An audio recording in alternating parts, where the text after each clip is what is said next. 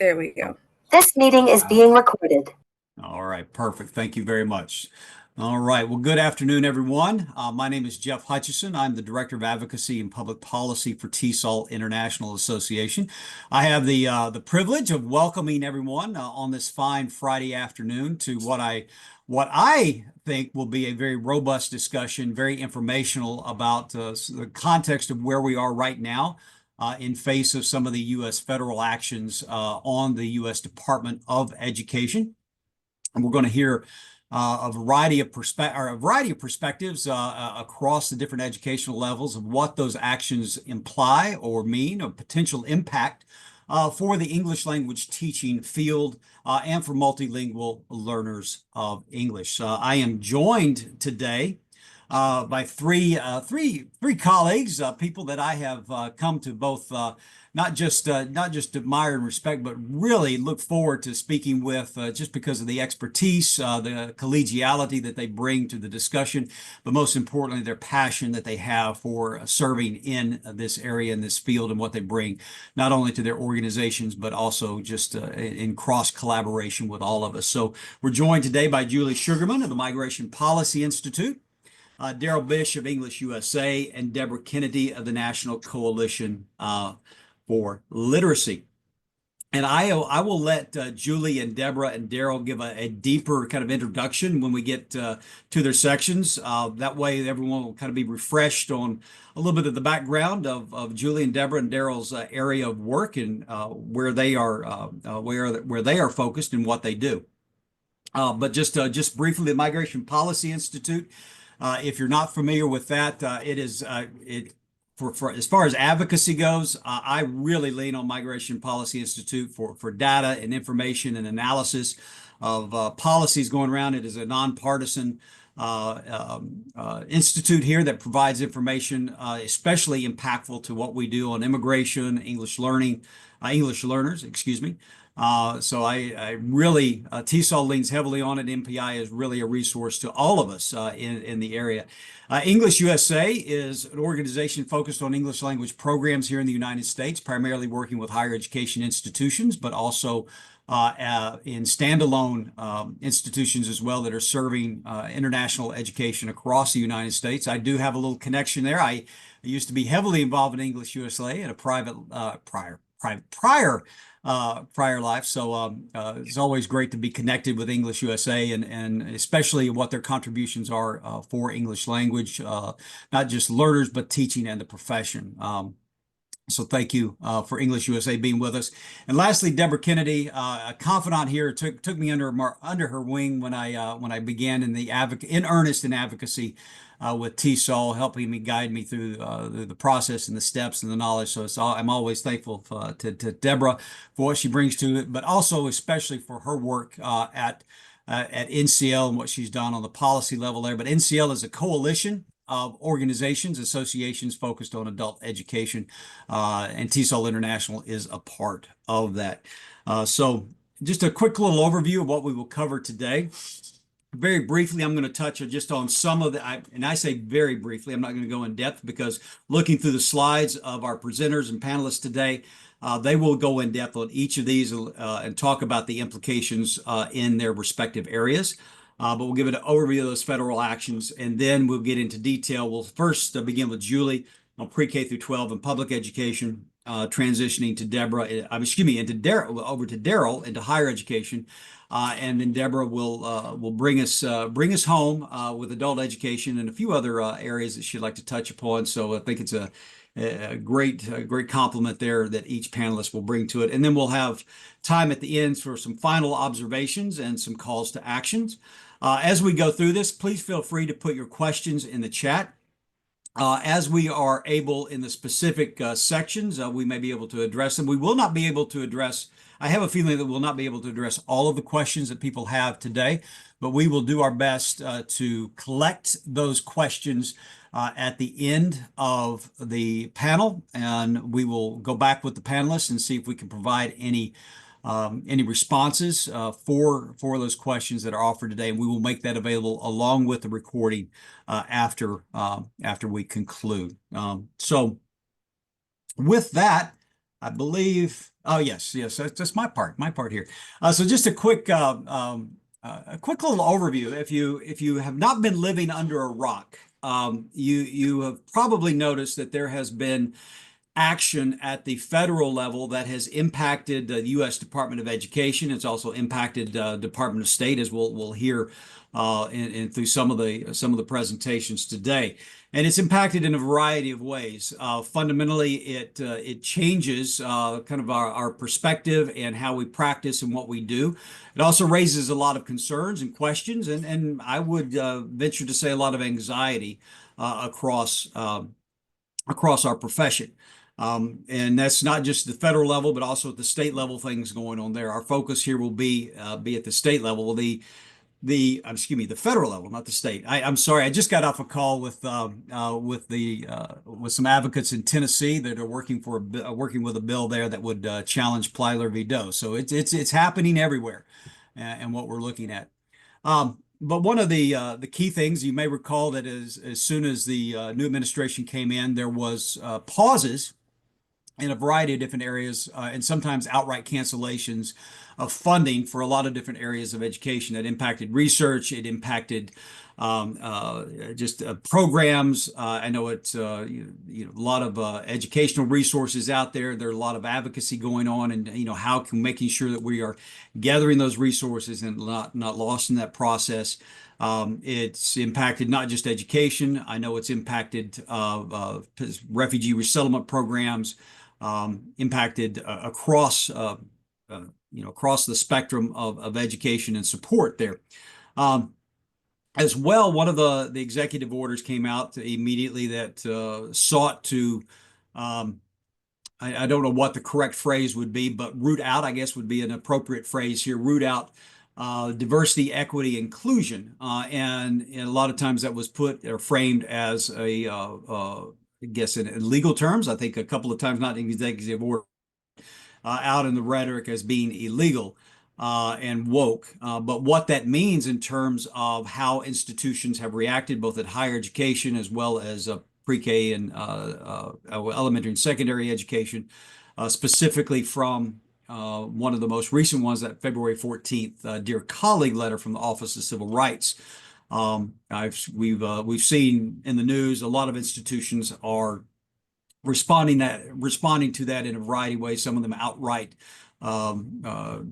eliminating their DEI programs, but it has also impacted people's ability to deliver in their day-to-day work. So the panelists will address some of that. As well as the executive order that designated English as the official language. That is one of the key things that TESOL came out in a statement about, because it's near and dear to us, that while we are an organization focused on teaching English to speakers of other languages, we recognize and realize just at the very outset of what we do as an association and what we do in our profession, that the assets brought to us by heritage and home languages must be valued and elevated in the process. And the way that this executive order was written, it standed opposed to that, to basically the assets of the learners that we serve, and it also threatened access to public services by the rescission of an executive order from 2000, which opened up or at least mandated at the federal executive level, opening up language access plans for public services. And well, I actually just covered that. That was the second one, rescission of language access. And while it did not direct or instruct the agencies to stop those services or even to limit one, the effect is that some services actually have been impacted. There's been reports of some translation services no longer offered.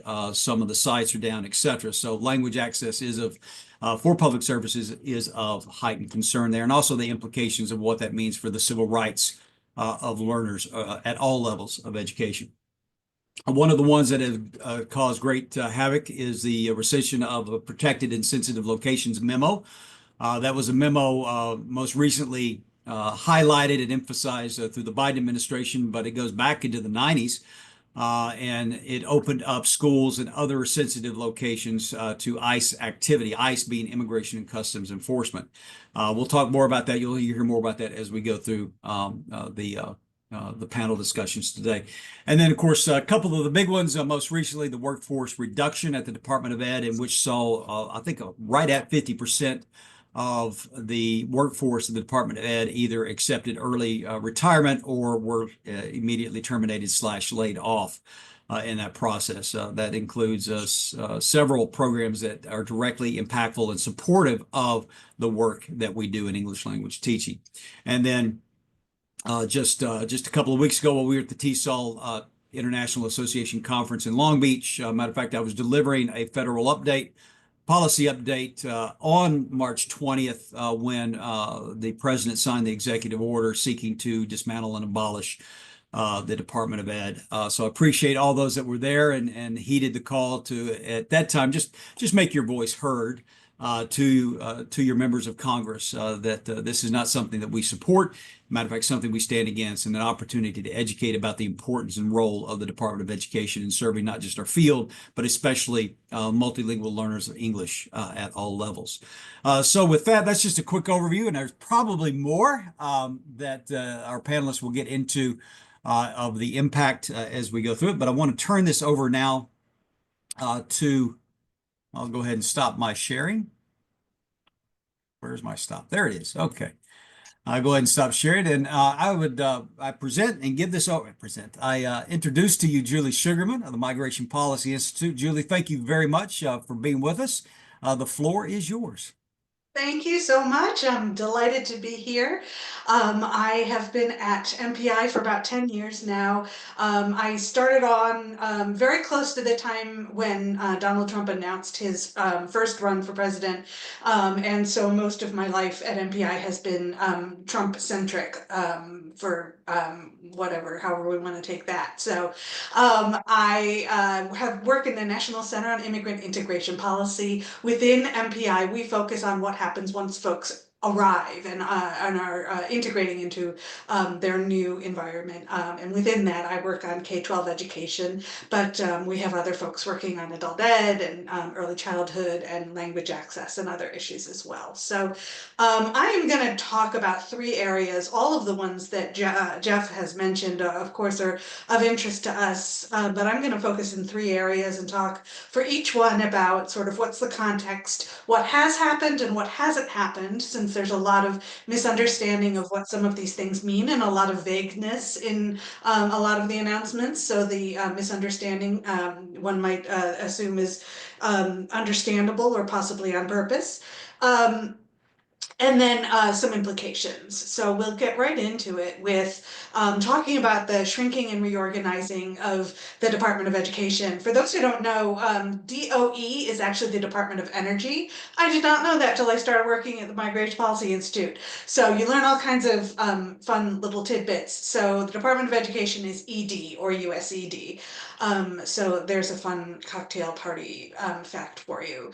At the Department of Education, we work most closely with the Office of English Language Acquisition.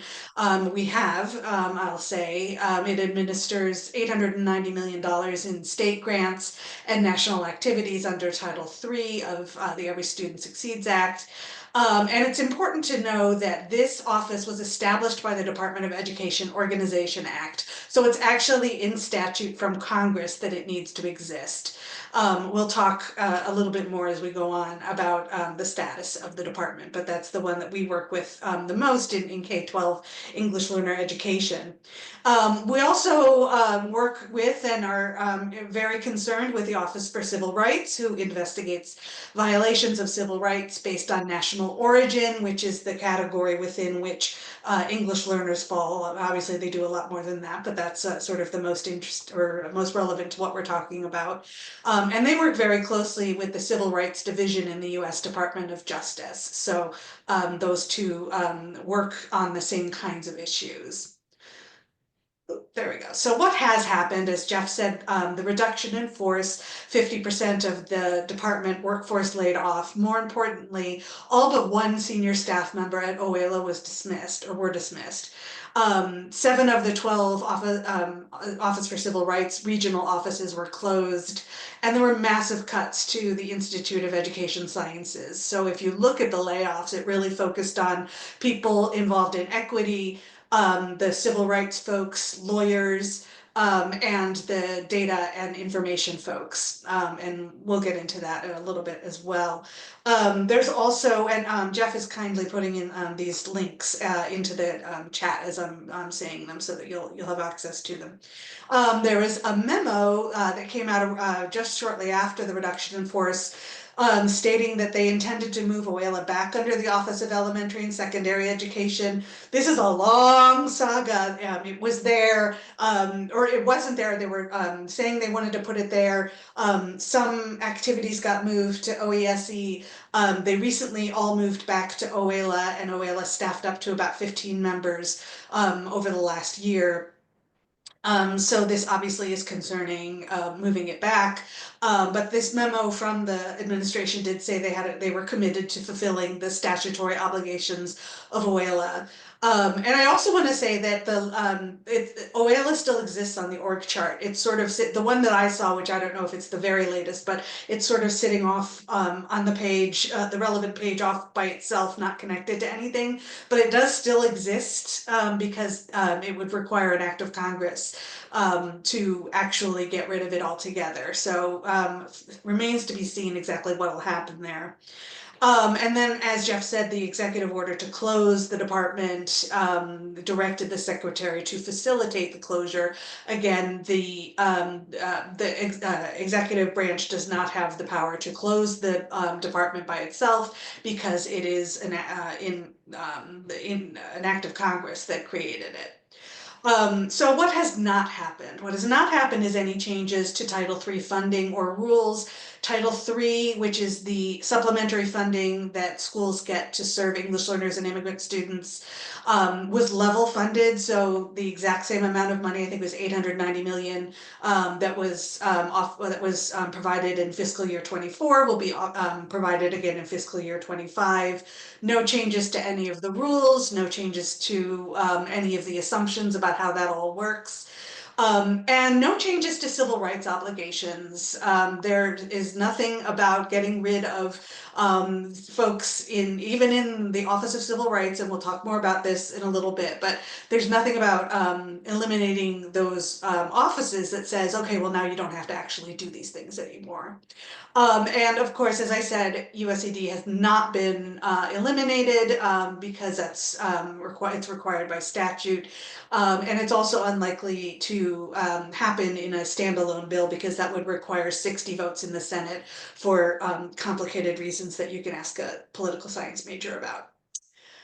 So what are the possible impacts? I think one of the biggest ones, one of the ones we've been worried about the most is insufficient staff, simply insufficient numbers of people answering questions, and then within the staff that are left, insufficient expertise to provide technical assistance and oversight. Thinking particularly of OALA, but obviously the Office of Civil Rights has been doing amazing work to work directly with districts and schools that are struggling to make sure that they are fulfilling students' civil rights. We also are expecting that there'll be a loss of momentum from the department as it was under Miguel Cardona. They did so much amazing work in 4 years, the focus on multilingualism for all, a focus in a number of their grant competitions and in what they were talking about of investment in bilingual teacher development. So, you know, a lot of the progress that we've made is not going to be coming from the federal government anymore. Loss of dissemination of data and best practices. Again, that comes from OALA to a large extent. We had amazing staff that would come to conferences and put out briefs and put out all kinds of information that was helpful to our districts, and also things like dear colleague letters, things where it would come directly from the secretary and say, here's how to serve English learners, or here's how to make sure that students' rights are being upheld. So worrying about those things. Another thing is that states and districts that are already reluctant to prioritize English learners may feel justified in further reducing services. So even with no actual changes to the rules, states may feel emboldened by the attitude of the executive branch that sort of trickles down, or things that they already were interested in. I'm just going to take a really quick look. There was one question asking about the OCR memo of 1980. As far as I know, all of the OCR memos and the Dear Colleague letter and all of those things are in effect. I haven't seen anything stating that they're not. All of those things. Well, we'll get to this again in a minute, but they are in effect in law. We'll see what happens with whether they are actually, whether there's monitoring going on, and that's a really big if. So I'll come back to that in just a moment. Um, a very closely related issue is the termination of grants and contracts. And again, as Jeff said, major cuts to grants and contracts through the Institute for Education Sciences, which handles all of, most of the major research projects. Also, they run a lot of research centers, some individual grants. The What Works Clearinghouse was ended. The National Center for Education Statistics still exists, and all of the data that we use is still, well, as of when I looked, maybe yesterday, it was still there, but they fired most of the staff. So when something breaks, it's going to be really hard to understand how it's going to come back, or whether things will be updated. And then of course discretionary grants. We'll get back to that in a second. These cancellations, they had a number of reasons for them, but the one that's sort of most relevant is targeting what they call radical indoctrination, with the Trump administration position being that DEI prioritizes group identity over merit and promotes divisiveness. And I think most people are pretty familiar with that. So these DEI executive orders are relevant to the termination of grants and contracts because they were the ones that sort of set this in motion of terminating federal activity related to DEI, and telling offices to report federal funding or support for DEI, and there have been some additional follow-ups to that have happened. Termination of grants and contracts. There was, as Jeff mentioned, a number of grants that were terminated sort of immediately. People went to their funding portals and discovered they weren't able to put in requests for reimbursement. Obviously a huge issue for those folks. And again, the administration citing DEI or misalignment with priorities or waste and duplication or a number of other reasons. These terminations included all of the comprehensive centers, the regional education labs, and the equity assistance centers, which if you are in a district, you may have been using their information or even getting technical assistance from them. And unfortunately, one of the cancellations was the brand new National Comprehensive Center for English Learners and Multilingualism. We hadn't had a comprehensive center that was dedicated to English learners. This was the first one, and unfortunately that has been canceled. But what has not been canceled so far is, again, as far as I know, up to whenever the last time I talked to folks, was that there's been no cancellation of the Title III funded grants. So in SELA, the National Professional Development Grants and the NAM grants, as far as we know, are still continuing. You can weigh in the chat if you know any differently. And they have also not canceled any annual federal data collection. But as I said, the NCES staff was eliminated, so some of that data collection, if you're an administrator, you may know about the consolidated state performance reports. Very much up in the air. That's something that I, as a data nerd, use all the time. So, very unclear what's going to happen with that. They have not canceled the National Assessment of Educational Progress. They canceled one thing within that set, which was the long-term trend assessment. But as of this moment, the NAEP still exists. The possible impacts, obviously, this is just the beginning. It's only been a few weeks. There could be more discretionary grants that are canceled. One thing that really concerns us is that there's going to be a loss of critical funding for large-scale multi-year research and collaborative initiatives. That's something that the federal government really was one of the only funders of that kind of research, 5-year, multi-million dollar initiatives to really get into a topic and give us some really definitive evidence. And then just more generally, a reduction in data collection, quality, and dissemination.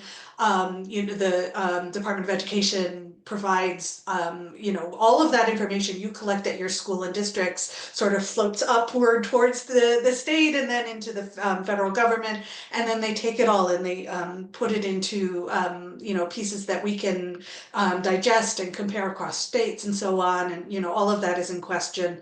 And then, of course, technical assistance services through the comprehensive centers, all organizations like that.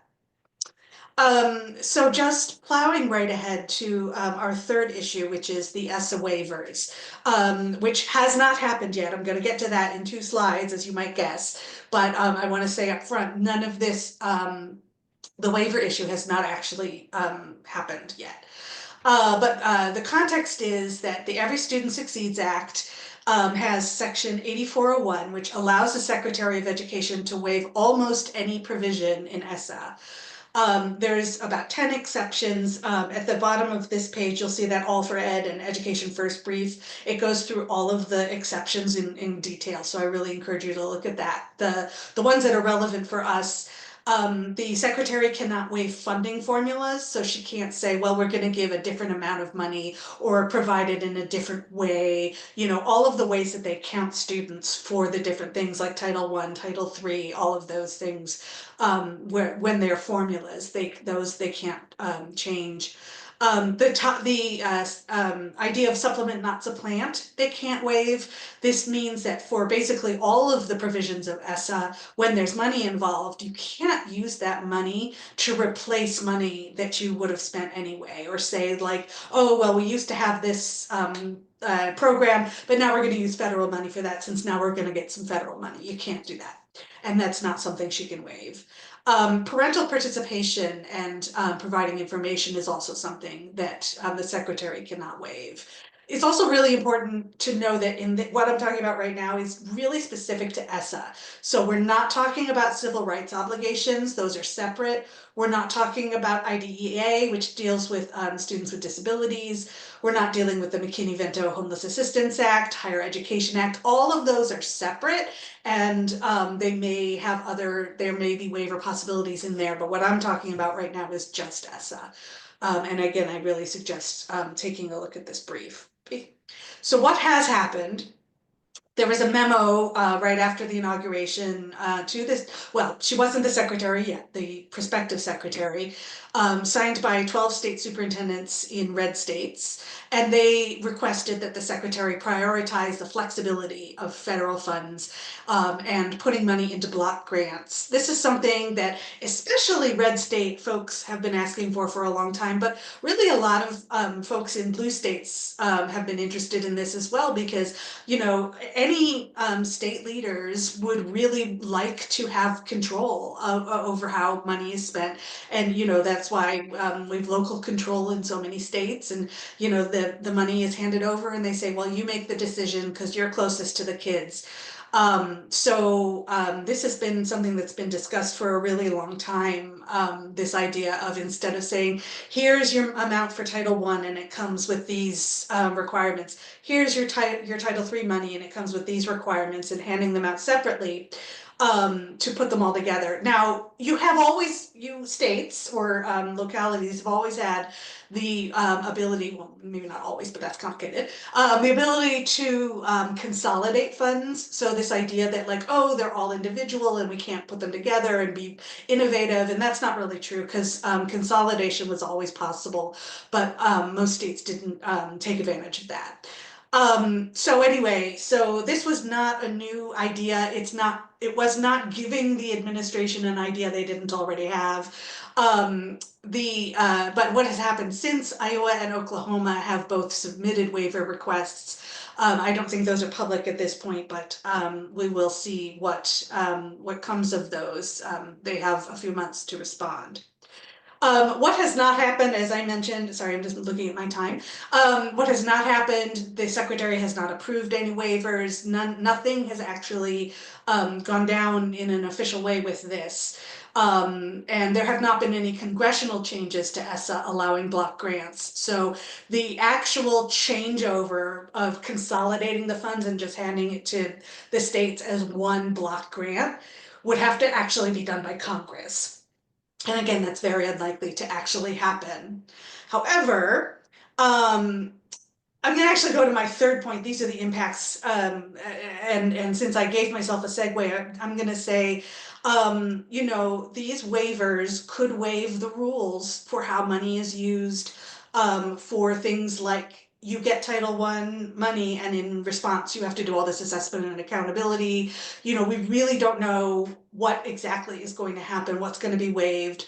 But I think a bigger issue or an overarching issue is that the lack of oversight in the department could act as tacit waivers, that even if she doesn't say, okay, I'm going to officially waive this rule, this rule, this rule, if there's no OELA to do the oversight, if there's no OCR to be going in and making sure things are happening, and I think part of the messaging has been not just downsizing the department, but reducing the federal role altogether as a concept. So this waiver issue is a sort of a technical issue, but it does get to this larger idea of what are the protections that we have that we could conceivably lose. So assessment, accountability, and data reporting, obviously things that we are worried about. The requirement to use a standardized English language proficiency assessment for identification and monitoring, that is in the civil rights guidance. Again, it's not a law, but it is in the guidance. So unless they say civil rights guidance no longer applies, that's not something they can waive either. Removing rules around funding effectively allows block grants, which is what I mentioned before. And I just want to quickly move on to, I had 4 miscellaneous items, so you'll excuse me for jumping out of my very carefully crafted system that I had for my other slides, just to say, it's important to know that there's several provisions in law that prevent federal interference in curriculum, instruction, teacher credentialing, all those issues. This is why up till now the department has never said, you guys should really do bilingual education. You guys should really do dual language. They can say things like, the research says that this is really effective, but they can't say you should do this, because these laws prevent federal interference either in a way that you might see as beneficial or you might see as not beneficial. The executive order declaring English as a national language does not prevent schools' use of other languages, so I saw a lot of comments. Does this mean we can't do bilingual education? Definitely not. That executive order didn't say anything about that. I mentioned Title III already. And I mentioned this too, that most of the federal protections of English learners and immigrant students are rooted in civil rights law. And that's really important when things start happening with ESSA, that you remind people ESSA is not the only thing that comes from the federal government that talks about how we serve English learners. So having all of those pieces of information at your fingertips is going to be really important going forward for communicating with your other policymakers. And with that, I will just leave this for 1 second and say that we'd love to hear from you. But we'll take questions, I think, in a bit. I will also, I don't see any specific ones here. So I'll just turn it back to Jeff to MC. Thank you. Thank you, Julie. And you go ahead and keep that slide up for a second. I just just a little chat. Some as you were talking, some questions in my mind came up, especially around the importance of the engagement we have at the state level on this, because we're talking about the U.S. Department of Education, and if it does move towards, or more waivers are introduced and the consolidation, et cetera, really the necessity to be at the table at the state level in these discussions is really heightened. But I wanted to go to that last part about the civil rights. What do you see?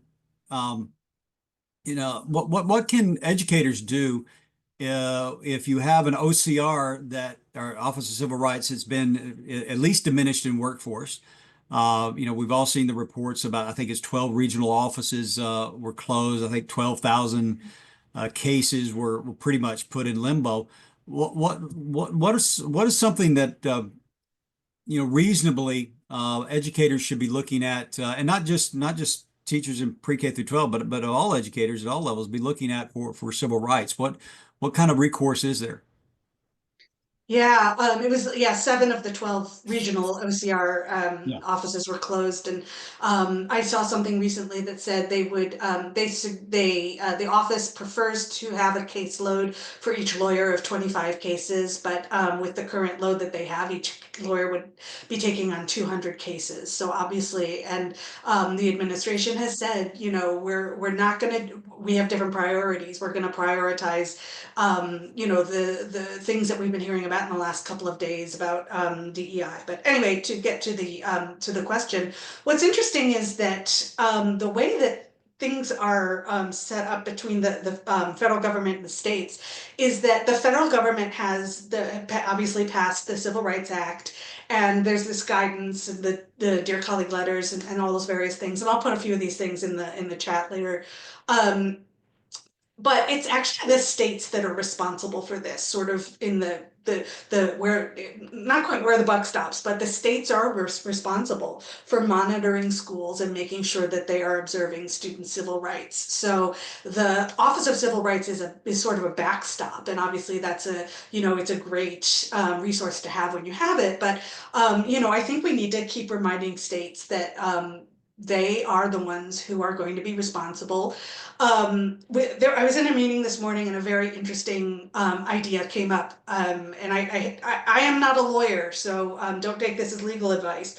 But the idea of well, nobody's looking over my shoulder right now, so I'm in the clear. I think we do need to remind schools that they can look backwards. When the next administration happens, they can look back at what has been happening, or what are some of the services that were taken away in the Trump administration, and to take a look at what schools did during this time. So I think that we really need to remind everyone that the Civil Rights Act still is in force. All of the obligations, all of those guidance documents are still in existence, and it's really up to advocates and educators to be keeping an eye on things and putting the pressure on, and making sure that people know that that we're watching. Yeah. Well, thank you for that, Julie. And I will say, not just, when I look at that, I think the enforcement, the stick part is vital, but anytime there's opportunity to put that carrot out, to talk about the benefits of why this is in place, and the importance of it. And I do regret, I didn't mention it, this is the beginning to everyone in attendance, but I wanted to kind of give a framework for how we're presenting this. It's not that we have a silo here for elementary and secondary education, a silo over here for adult education, and a silo for higher education.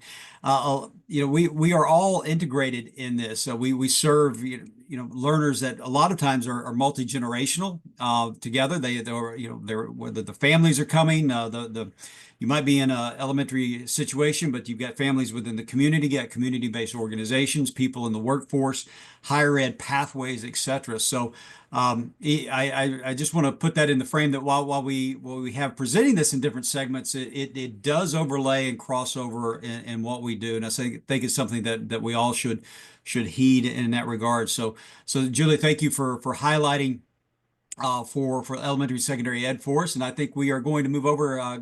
Going to graduate and get him to university next. No, I'm just joking. But Daryl is here from English USA. Daryl, please kind of give us a little bit more background, and then jump in and about the impacts here on English language programs in higher education.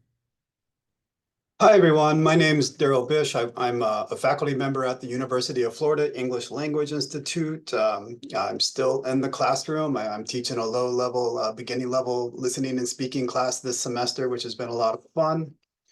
And I've been an administrator for 15 years, and also for the past 15 years, I've been a international student advisor. So I'm a designated school official for my program. I work with international students seeking to come to the United States to study English in my program. But I'm here with you today as president of English USA.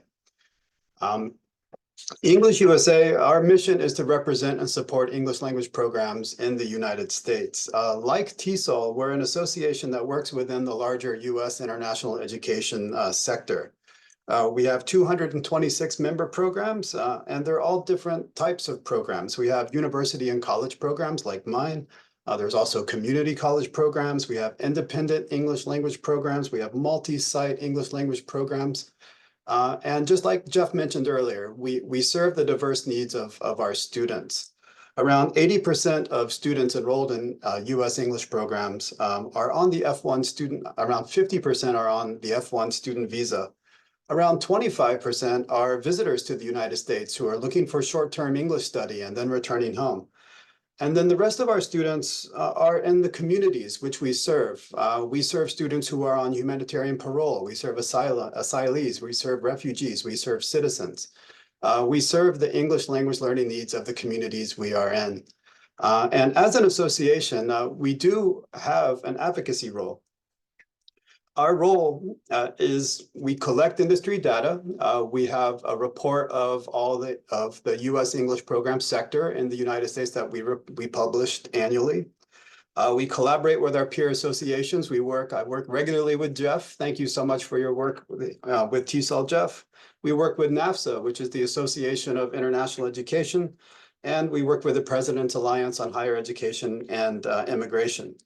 As part of our work with these associations, we formed LPAC. It's the English Language Program Advisory Consortium. It includes the accrediting agencies that work within our field. It includes the University and College Intensive English Program Consortium. It has the international IIE, TESOL, and NAFSA, and us, and English USA. Our advocacy role is really just to raise awareness and to make sure our program's voice is heard in the larger international education field. So the session today is about the impacts of the government actions. And before I talk, I do need to give a disclaimer, just like Julie did. I am not an attorney. I'm a practitioner. I'm a program administrator. I try my best to stay informed of the administration's actions so I can fulfill my duty of care to my students, to my program, and as my role as an international student advisor, ensuring that our students are following the federal regulations for being in the United States as a student. And like everyone else, I'm trying to stay up to speed on everything, and it's hard. There's so much information is happening so quickly. The information that I'm going to share with you today is not a comprehensive list of the impacts. And to be clear, when I'm talking about impacts on higher education, I'm mainly focusing on English language programs in higher education. And I'm also focusing on the impacts on international education overall. So if you're expecting to hear about Pell Grants or whatnot, I will not be addressing those because that is not my area. So what are the impacts seen? What are English language programs seen with the actions of the Department of Education? Not much right now. Our English language programs, I've asked our member programs for feedback on any impacts from the cuts at the Department of Education, and so far, not much. We are still waiting to see what that means for us. But in terms of the enrollment and offering programs, there has been no change. Now, beyond the English language programs, there's been significant impacts in higher education overall, and I will touch on this one area.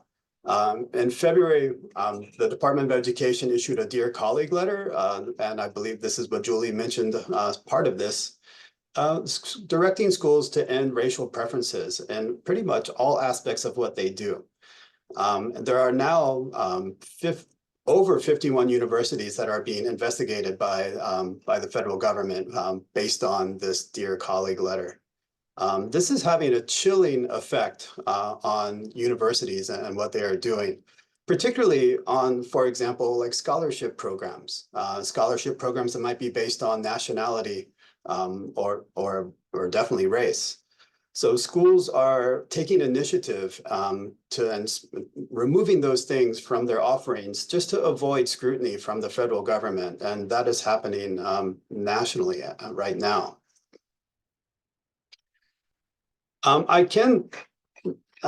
I'm definitely more familiar with the actions of the Department of State and the Department of Homeland Security. And this list that I'm about to go over, it is not a comprehensive list of all of the actions that the Department of State has done since the administration took over. If you go into the chat, I hope it's been there. NAFSA, the Association of International Education, does have a comprehensive list of all of the actions by the Department of State that impact the international education field. So I would recommend, if you want that, please check that out, and hopefully it shows up in the chat. I'm going to highlight some of the areas that impact international education and the way we serve our students and at English language programs. Most of our students are on the F1 visa, so they need to go to the embassy to apply for the F1 visa in order to come to the United States. That visa process can be a stressful time for those students, and the Department of State is actually no longer informing students of the wait times at embassies. They last updated their websites for this information back in January. So we are about to enter the busy time at the embassies as as students start applying for fall admissions. And now there is no way right now for these students to know, like, how long will they have to wait for a visa appointment. So it is not business as usual in the Department of State right now. Also, as you guys are probably aware, the Department of State has froze funds from the Bureau of Educational and Cultural Affairs, the ECA. If you're not familiar with that title, you probably are familiar with Fulbright. So Fulbright funding has been suspended, and English language programs across the country are informing us that the cohorts of students that they were expecting to arrive in the fall will now no longer be coming because of this funding freeze. So programs are having to adapt to this. They're losing these students, and then also these students are losing this opportunity to come and study here because of this funding freeze. You guys may be familiar with the travel bans that happened during the last Trump administration. There have been media reports that there will be a travel ban 2.0 coming up. It is unknown yet of what it will include. And we also need to be ready for the fact that it could be that they do not actually announce the travel ban. They may just put it into effect without an announcement. So these are all things that impact international education and higher education, our ability to bring students to the United States and to attract students to come here.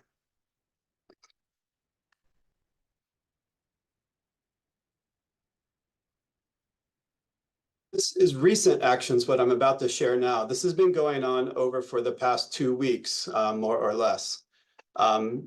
You probably have heard right now that there have been many student deportations or students being put into prison, basically picked up by ICE and then being whisked away to Louisiana. So, while all of that is going on, they are also revoking the F1 visas and J1 visas for international students and scholars. The Department of State has broad authority to revoke the visa pretty much of anyone that they deem necessary, as long as the Secretary of State signs off on it. The immigration regulations give the Secretary of State broad leeway to revoke the visa of students. What is new is the scale of it. They have revoked over 300 students' visas already. And what is new happening now, at the same time, they are also initiating manually termination of these students' records in SEVIS.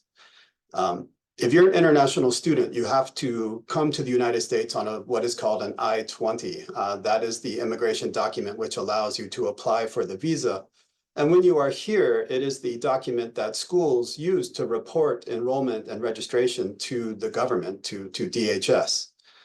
Historically, only a school would be able to terminate a student's record. But now, as of a couple weeks ago, DHS is going in and manually terminating these students' records on their own. I hope in the chat you will find some of the resources there from NAFSA. But this is a significant change in how things have done. This is not normal business from a student advising point of view. It is very rare. It has happened in the past, but the scale in which it is happening now is unprecedented. Schools are reporting that hundreds of students or more are being impacted by this. And the students are not being informed. And oftentimes the schools are not being informed of this action taken. So schools are trying to figure out how to best advise these students. And there are a lot of questions up in the air about what this actually means for them and what recourse do they have as students. But it is an example of the government now taking different actions to not just revoke a visa, but to terminate a school's record in their school to try to basically force deportation or the student to leave the United States willingly. It is unclear right now if these actions is this just an act of shock and awe? Is this a temporary action that they are doing to try to basically encourage students to leave the country? Is this a more detailed strategy, or is it just a blunt force move? This is still very much, we don't know what the end result be here, or what recourse students will have. So this is something that will have a chilling effect on English language programs and overall higher education, specifically in international education. There is concern that the US is becoming a less welcoming place. The United States is a top global destination for higher education and English language training. It is unclear if that will remain the case. If students are unwilling to come here, if they are worried that they're going to be treated as, I don't even want to say that. If they're worried about their safety and they're concerned about why they're even coming here, they do have other places that they can go. It's hard to determine what the implications are because we're really only 3 months into it. But I will say one of the biggest implications is the importance and necessity of collective action. I can't emphasize that enough.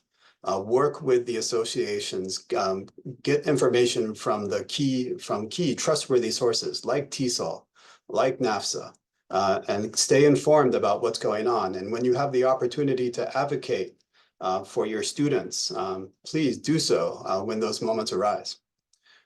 So thank you very much, Jeff, for the opportunity to present, and I will end it there.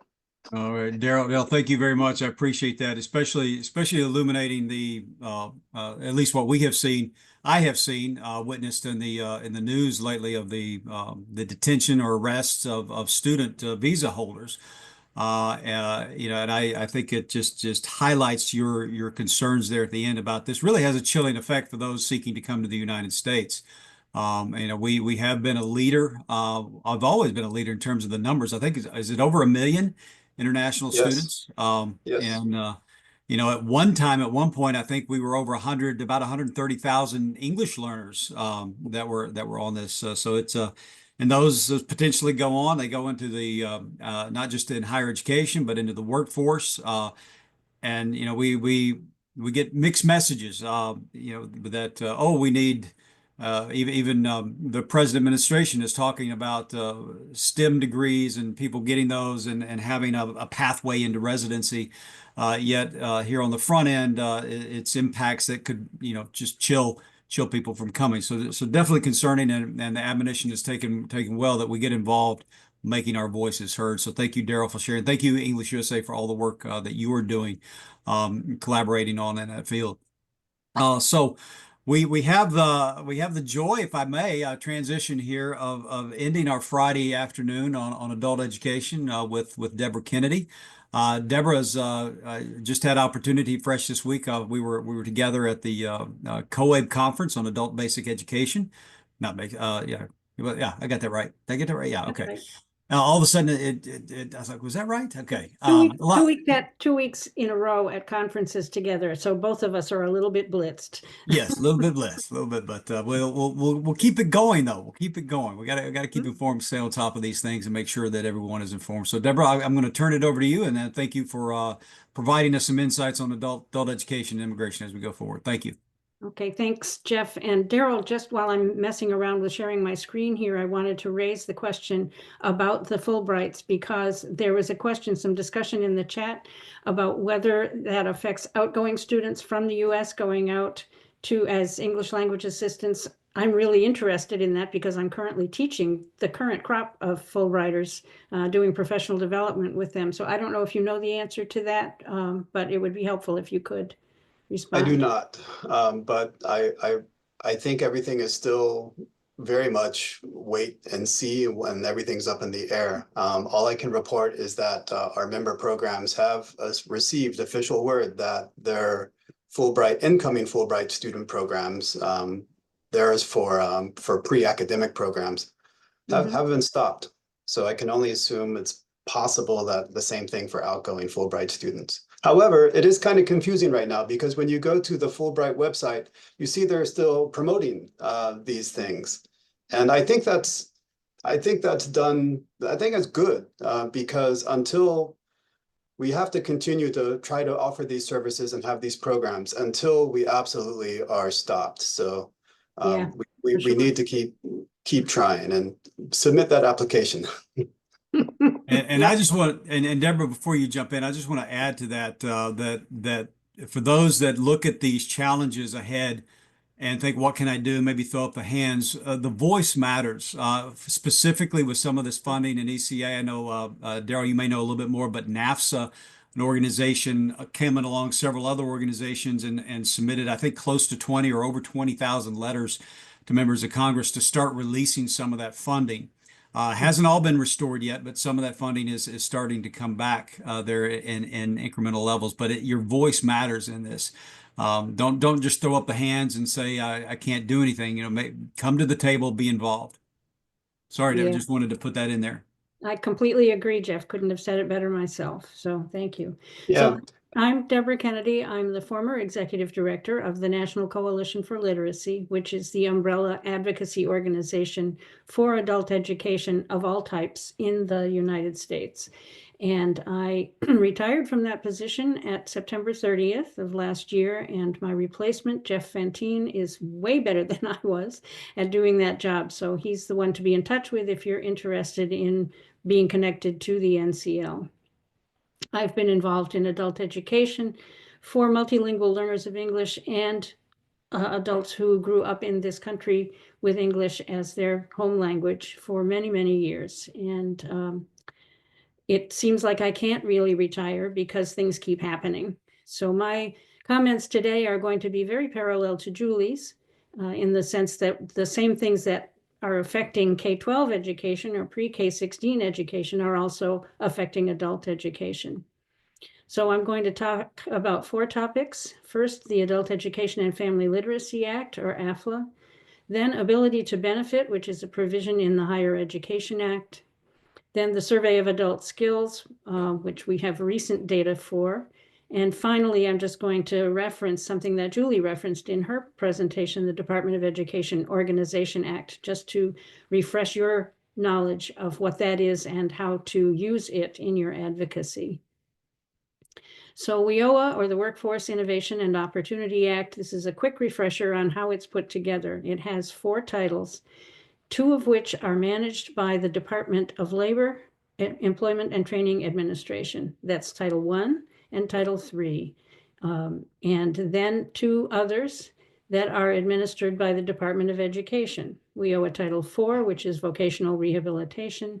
And our personal favorite, we owe a Title II, the Adult Ed and Family Literacy Act. This is the one that's important from my perspective because it's the one that provides funding and resources for adults who have needs the need to develop their foundational literacy, numeracy, and digital skills.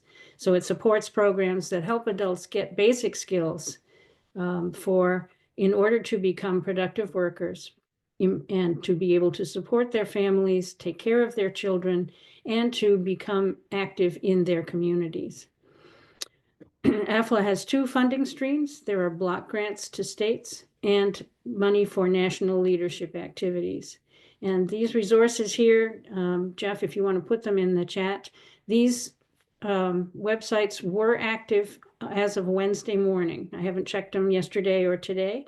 The websites are kind of blinking on and off these days in the education department. So some days they work and other days they don't. But Wednesday morning they did, and this is where to find out about AFLA. Here's what AFLA provides: adult education, literacy, English language acquisition, workplace literacy, family literacy, and two that are very important for our multilingual learners of English: IET, Integrated Education and Training, and Integrated English Literacy and Civics Education. I know that Jake Hofstetter is listening in on this call. Hi, Jake. He's our local expert on IELCE. These are important for our multilingual learners of English who are adults because they give them the opportunity to develop workforce skills and language skills at the same time, so that they can move as quickly as possible into becoming productive residents of their communities. But what's happening with these is that the staff in the education department, as Julie pointed out, has been decimated. And now in the Office of Career, Technical, and Adult Education, OCTE, which is the office that oversees AFLA, there are fewer than 10 people left. I think I can name 4 or 5 who are still there, out of considerably more than that who were there. The ones who are still there are primarily Jay Lemaster and his staff, who are the ones who do the accountability, the national reporting system, collecting and reporting the test results that come in from states on programs that receive AFLA funding. So they are still there. But the rest of the staff are gone. So those national technical assistance programs, there's no one now to provide them. The state plans that states are required to submit in order to receive AFLA funding, there's no one there to read them and make determinations about those funding streams. There's no one there to interact with the states and with the state directors. The state directors conference that was supposed to happen in May has been canceled. So it's really not clear what's going to happen with these funding streams. In addition, there's some hints around that the block grants would be rolled into a general block grant category for all of the education programs, in which case states would decide how much of the full block grant goes to K-12 education, how much goes to pre-K, how much goes to adult education. States would determine that themselves instead of having separate funding streams for those different levels of education. That's just a maybe. It's just under discussion. It has not happened in any definitive way yet, but it is a possibility. So we have, in the adult ed world, we have deep concerns about what's going to happen to these programs, because this is really the only federal provision of funding for adult education. That's where we are with those. The next one to discuss, the Higher Education Act, has a small provision in Title IV of the HEA called Ability to Benefit. This is within the Pell Grant system, and it allows adults who have not yet received a high school diploma or equivalent to receive funding to take post-secondary courses of some kind, whether it's for certification, for community college attendance. It allows them to do that. There are requirements that they have to show that they have what's called the ability to benefit from doing that, but they can simultaneously then enroll. It's a co-enrollment or dual enrollment provision. They can simultaneously enroll and that way move forward through their education faster than they would otherwise be able to. So far, this hasn't been touched. So far, Pell Grants are still in existence. But the Office of Post-Secondary Education, which oversees this, is another office that is having a reduction in force. So again, there's a question of how this is going to be managed and how the funds are going to be distributed with this ongoing reduction in force in the education department. Ability to benefit is something that a lot of people don't know about, but it's really, really important for adults as a way of moving forward with their education. And the National College Transition Network, with the link that's there on the bottom of your screen, they're the ones who really have the information on what ATB is and how it works and why it's so important for our multilingual learners of English who are adults in this country. Then my third area of concern, this is actually my biggest area of concern, is the Program for the International Assessment of Adult Competencies, or PIAC. The test that's given is called the Survey of Adult Skills. It's an international survey that they conduct in countries all over the world to see how adults are doing with their literacy, numeracy, and digital skills. It assesses cognitive and workplace skills. It assesses language in realistic test items that ask people to do things that reflect the kinds of things that they would do in ordinary life. And in the US, the PIAC is funded and led by the National Center for Education Statistics in part of IES, which Julie talked about. IES doesn't exist anymore, and the United States will no longer be participating in the PIAC activity in the OECD. So right now, the most recent data from the Survey of Adult Skills was reported out this past December. And right now, that data is still on the website. I'm hoping that it will continue to be on the website. It's very important because you can go to that website and there's, I think, a link to it. Jeff, I may have put it on the next slide. Yep, there it is. I'll put it in the chat for you, Deborah. Pardon? I'll put it in the chat for you. Thank you. You can go to that website and they have a map of the United States, and you can click on the map to look at adults' results over the country as a whole, state by state, and region or county by county. So you can see how adults are doing. If you, like my mother, were born in Sebastian County, Arkansas, you can go and see how things are going with adults in that county. Here's the important news about the PIAC.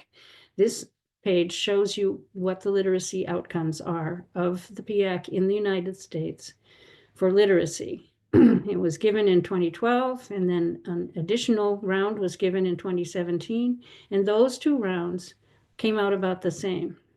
They showed 18% and 19%, respectively, of adults testing in literacy at level 1 or below. Now, we don't like to use grade levels to talk about adults because adult skills are not even. They're kind of like Swiss cheese. But basically, level 1 or below would be 3rd grade or below. Here's what happened when they did the 10 years later, did another round of the survey.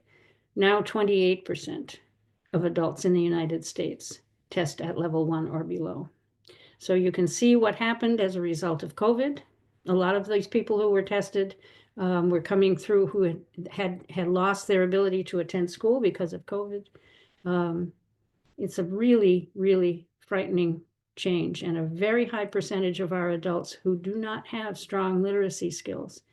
And it's even worse for numeracy skills, from 28 or 29% to 34% of adults whose levels are at level 1 or below. So this is important information about what's going on in the country and why adult education is so important. These numbers reflect both multilingual learners of English and English speakers as a home language. But given that in our federally funded adult ed programs, more than 50% of the participants are non-native speakers of English or multilingual learners of English. this is important information for all of our learners. As I said, all of these things are being affected by the reduction in force in the education department. We don't know what's going to happen with this data. I will say that my colleagues at the American Institutes for Research, AIR, they can maintain the AFLA scores, the National Reporting System scores, because they have those on a website, NRS Web, which is proprietary to them. So they are working hard to maintain that data there. They are also working to obtain the data on the PIAC, on the Survey of Adult Skills. They aren't there yet, but they're working on it to try to be able to maintain it. But I know that there are, having been at these two conferences over the past 2 weeks, a number of colleague organizations that are working there, just downloading stuff as fast as they can to try to retain it and keep it.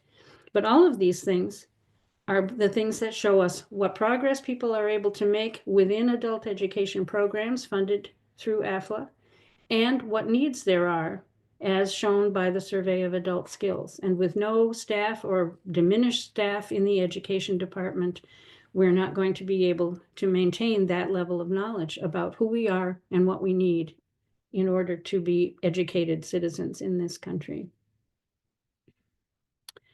A little shameless plug, since Jeff started talking about shameless plugs at the beginning of the workshop.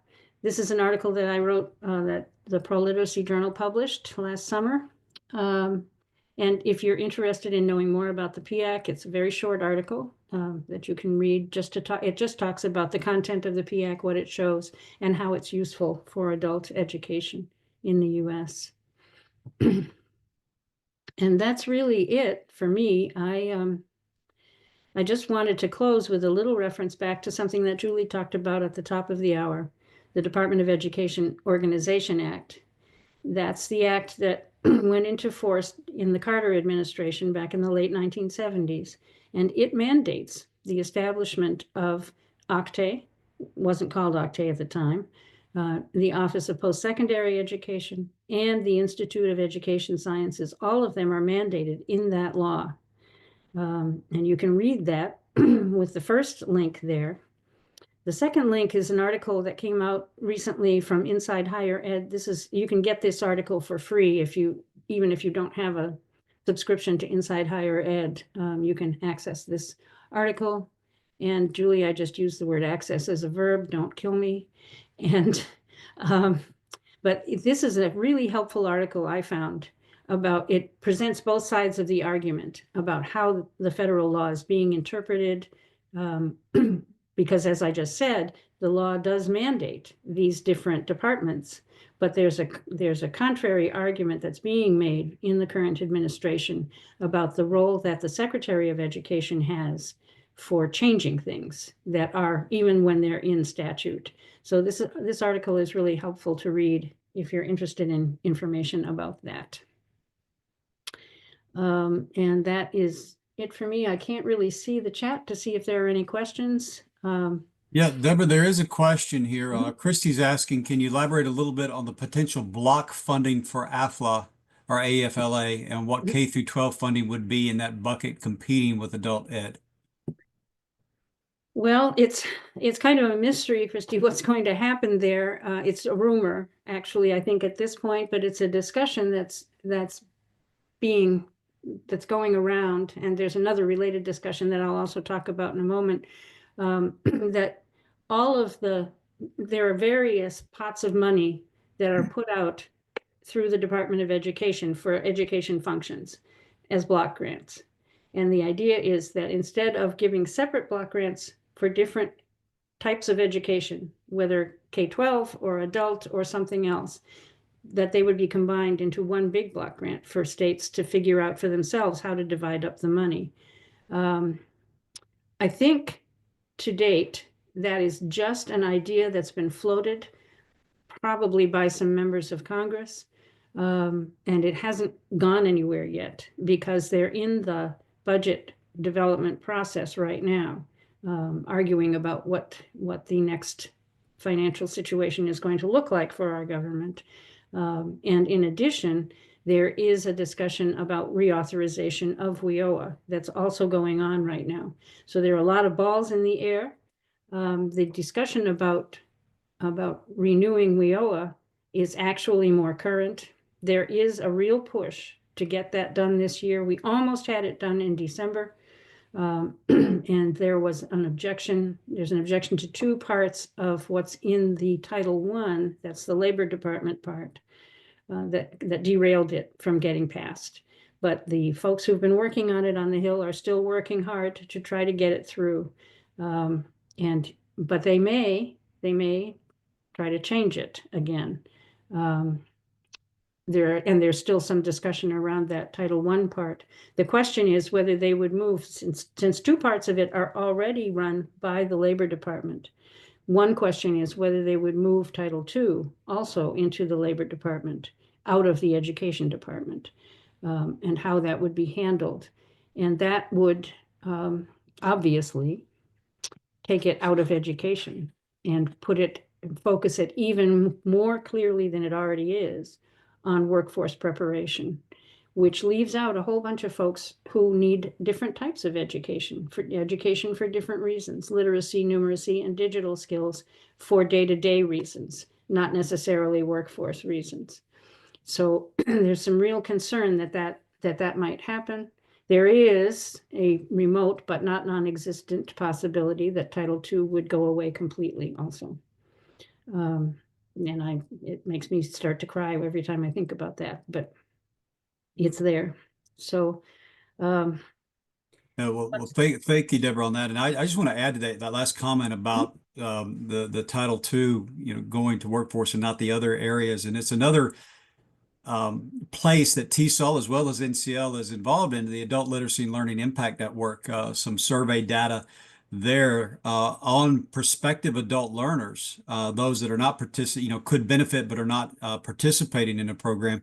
Their primary reason that they want to go on and better themselves or to gain the skills or education or whatever it is that they need is primarily intrinsic. Their well-being and self-improvement. It has nothing to do about getting jobs or other things. So that really is emphasized. Your last comment is emphasized and borne out in that data. So thank you for highlighting that. Yeah, self-efficacy. You're right, Jeff. Thanks Yeah. for raising that. Yeah, self-efficacy, feeling better about myself was the number one reason that came to the surface when those folks were interviewed.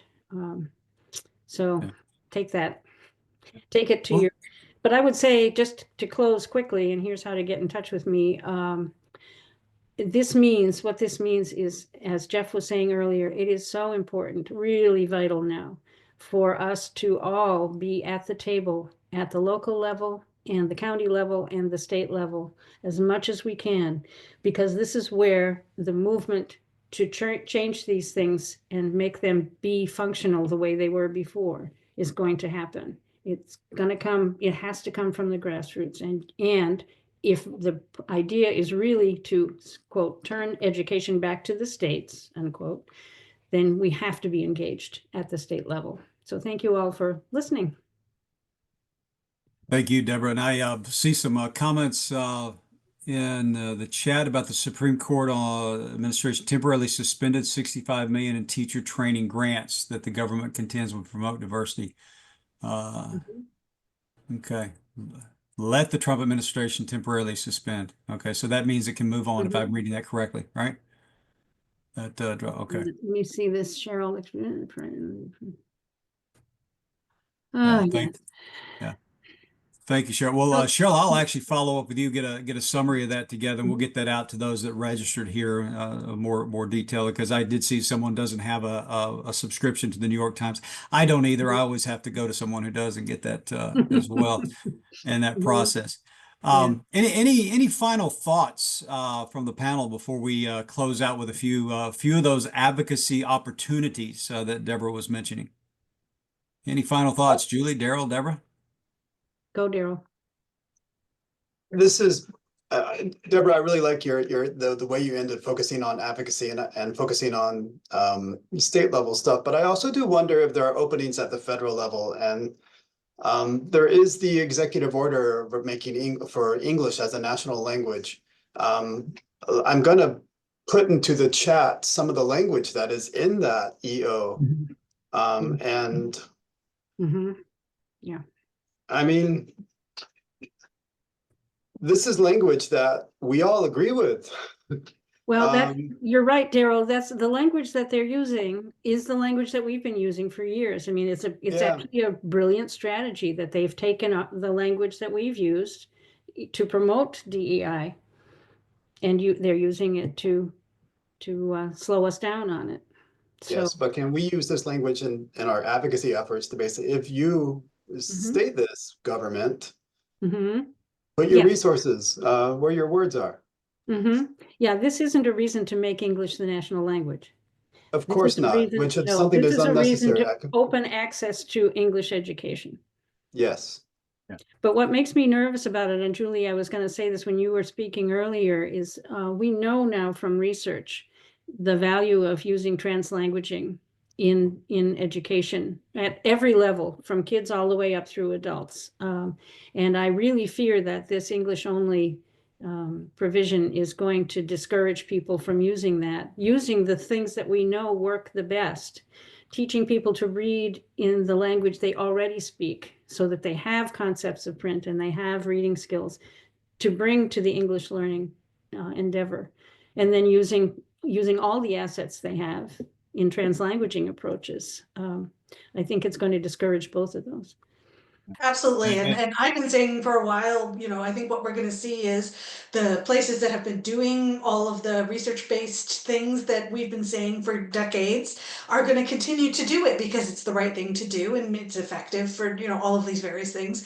And the places that have been, recalcitrant or have been just simply not doing the right thing are going to feel emboldened to do more of it. So, I mean, in K-12 at least, and I'm sure this is true in the other sectors, there's been just an enormous variation in how well people are served, from one district to another, from one school to another. I think that's only going to get more exaggerated now, and that's really going to take a lot of concerted effort on the part of advocates and educators to sort of keep an eye on that and make sure that we're talking to each other about what can be done and what should be done. Yeah. There's Jeff, there's a really important comment in the chat from Amanda Bergson-Chilcock from the National Skills Coalition, which is on a related topic. The feds also, she says, just announced the end of USIS citizenship and integration grants, which help teach green card holders English to prepare for their naturalization tests. Thanks for raising that, Amanda. And I will say something that I've heard as a rumor. I don't know. I need to do more research on to what degree this is actually happening. One of the issues with naturalization process is what questions an applicant can be asked in the interview. And the motion has been up until now, has been to limit the questions that the officer can ask to the questions that the person has answered on their information page, information about where they live, what their name is, and so forth, and not all of the other pages of the naturalization application, which is extremely lengthy. There is a motion now to make it possible for the interviewer to ask a question about any page, any item on any page of the application, which makes the preparation and the fear just a huge impediment to our multilingual learners of English in applying for naturalization. So, Well, thank you for Amanda for highlighting that. And Amanda's got it. Yeah, Amanda's got Yeah. a comment another comment in the chat. Thanks, Jeff. Yes, appreciate it. And I want to be respectful of people's time. So I think it's a good point to end on here. I think I'm sharing my screen. Just a plug here for that advocacy opportunities that TESOL provides. There's other associations provided. I know last week there was advocacy Hill visits through NAFSA. Ours, TESOL's, is coming up in June. We'd love to have you and welcome you to DC and knock on those doors, make your voice heard, be part of that discussion. Regardless of your area that you work in, whatever space you work in, we'll make sure that we have handouts and materials for you to be involved in that. And if you can't make it, we've got you can be the behind the computer advocate. We've got advocacy action. We got priority statements available as well. Right now, we've got up on our advocacy action page for you to just voice to your member of Congress the importance of the Department of Education. um, and what it means to you and your program. We've also got the protected and sensitive areas policy that there's a piece of legislation out now that seeks to codify that. I realize we didn't address that, but it does have a chilling impact on schools at all levels with the threat or concern of ICE enforcement, especially in a context when, even as Daryl pointed out, student visa holders could be are detained or arrested in these processes. So these are opportunities that we can take at the federal level, but as Deborah mentioned, local, county, state level, be involved. I like to end with the mantra: if you're not at the table, you're on the menu, regardless of what level it is. Please engage in advocacy. And a final thank you to our. Where did I stop share? Okay, so a final thank you to Julie and Daryl and Deborah for your time. I thank you to all those that joined us this afternoon slash evening. I think it's about 5:30 here on the East Coast. Thank you. We will make this available. We'll get the resources out there. And feel free to share this with your network. So this is information. We are better when we share this information and know the actions forward, what we need to be doing. So look more. We'll continue in our respective organizations to keep you updated as best as we can on what's going on. And if you know something, please feel free to reach out to us. We don't have the ability to know everything all at once. We do rely on everybody to help us with that. Yeah, I don't. I lost that. Well, I never had it. But anyway. I hope everyone has a wonderful weekend, and we will see you. Hopefully to see you in June, but even before then, a lot of opportunities for engagement, and feel free to reach out to us. Thank you very much, everyone.